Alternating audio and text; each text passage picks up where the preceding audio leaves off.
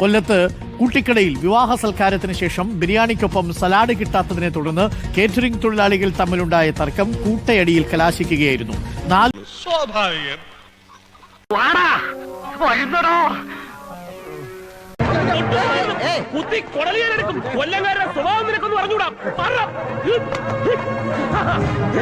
ഒരു കൂട്ടം കാറ്ററിംഗ് തൊഴിലാളികൾക്ക് അവർ തന്നെ ഭക്ഷണം വിളമ്പി കൊടുക്കുന്നു. അതിൽ സാലഡ് അടക്കം വിളമ്പി. രണ്ടാമതിരുന്ന തൊഴിലാളികൾക്ക് ആദ്യം ഇരുന്ന ആളുകൾ സാലഡ് വിളമ്പിയിട്ടില്ല എന്ന പേരിലുള്ള ഒരു തർക്കം അത് തല്ലിലേക്ക് എത്തുന്നു. അത് കൂട്ടത്തല്ലിലേക്ക് എത്തുന്നു.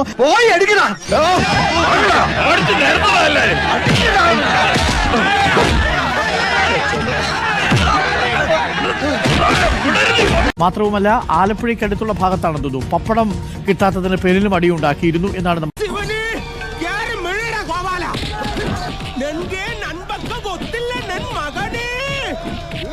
എന്റെ പൊന്നളിയാ പപ്പടം പൊടിഞ്ഞു എന്ന് പറഞ്ഞ് എന്തിനാ അടിയുണ്ടാക്കിയത്? അളിയാ എല്ലാവർക്കും ഈ വട്ടത്തിലുള്ള പപ്പടം കൊടുത്തു, എനിക്ക് വന്നപ്പോ മാത്രം എന്താ ഇങ്ങനെ പൊടിച്ചു കൊണ്ടുവന്നത്?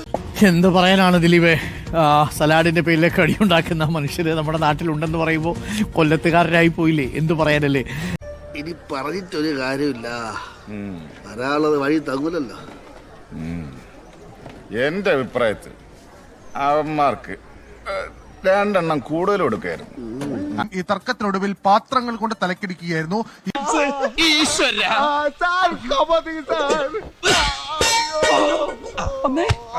അങ്ങനെ പപ്പടം, ലേസ്, പൊറോട്ട, ബിരിയാണിക്കൊപ്പമുള്ള സലാഡ്. കടയിൽ ചെന്ന് പൊറോട്ട ആവശ്യപ്പെടുകയും പൊറോട്ട ഇല്ലാത്ത കടയിൽ പൊറോട്ട നൽകാൻ കഴിയില്ല എന്ന് ഉടമ പറഞ്ഞതിന്റെ പേരിൽ ഉടമയുടെ തലയടിച്ചു പൊട്ടിക്കുന്നത്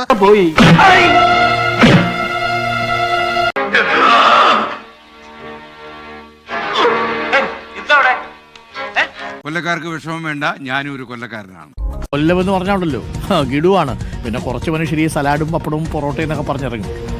സ്ഥലം എനിക്ക് നല്ല ഇഷ്ടാട്ടാ. കാടയുണ്ടോ? കാട ഇറച്ചി ഇല്ല സാർ. കൊക്കുണ്ടോ? കൊക്കിറച്ചി ഇല്ല സാർ.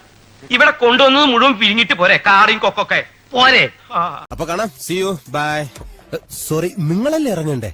ഇതാണ് ആളിറങ്ങാൻ വൈകി കഴിഞ്ഞ് ഞാൻ ഇറങ്ങിപ്പോ.